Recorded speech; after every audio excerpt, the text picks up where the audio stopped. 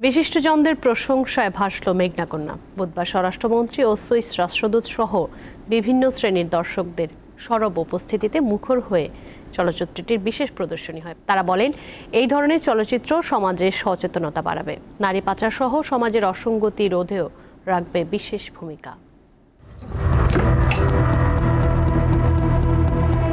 ঈদ উল ফিতরে মুক্তি পাওয়া মেঘনা কন্যা সিনেমাটি এরই মধ্যে দর্শকপ্রিয়তা পেয়েছে।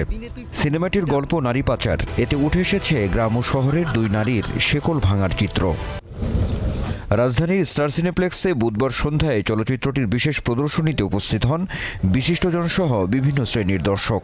সত্য ঘটনা ও বাস্তবতার নিরিখে নির্মিত চলচ্চিত্রটি সামাজিক আন্দোলনের ভূমিকায় দাঁড়িয়েছে বলে মনে করেন তারা। হিউম্যান ট্রাফিকিং এর যে একটা করুণ একটা পরিস্থিতি হয় এবং সেটা যে আমাদের আসলেই মোকাবেলা করা দরকার, সেটা এর মধ্য দিয়ে ফুটে উঠেছে। সবসময় সিনেমা দেখে তারা কিন্তু বুঝতে পারবে যে এইটা কত বড় একটা ঘটনা এবং এখান থেকে এটা প্রতিরোধের জন্য এই ধরনের সিনেমা কিন্তু আরও অনেক হওয়া উচিত বলে আমি মনে করি।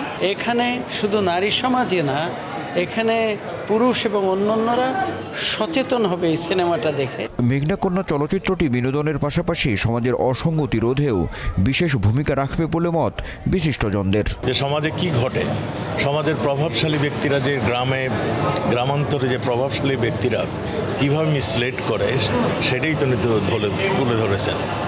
আমি মনে করি উনি একটা সাহসী স্টেপ নিয়েছেন।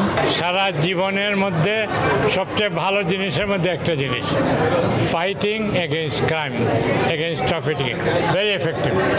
I am so proud of you. সিনেমার গল্পটি খুব সহজ সরল ও বাস্তবধর্মী। মানুষের কাছে এর বার্তাটি পৌঁছাবে দ্রুত এবং এটি সবাই দেখবে আমার বিশ্বাস। চলচ্চিত্রটি দেখে দর্শকের মনে দাগ কাটার পাশাপাশি সচেতন হবেন বলেও প্রত্যাশা মেঘনা কন্যার পরিচালকের। স্কুল লেভেলে, বিশেষ করে গার্লস স্কুলে এটা স্কুলের পাঠ্যপুস্তক হওয়া উচিত যে তোমরা প্রতারিত হও না। বিভিন্নভাবে আপনার পাচারটা কিন্তু দেশের মধ্যে হয়, দেশের বাইরেও হয়, তো এই জন্য ওদেরকে সচেতন করতে হবে। দেশে বিদেশে বিভিন্ন চলচ্চিত্র উৎসবে প্রদর্শিত হয়েছে মেঘনা কন্যা। আনোয়ার হোসেন, দীপ্ত সংবাদ, ঢাকা।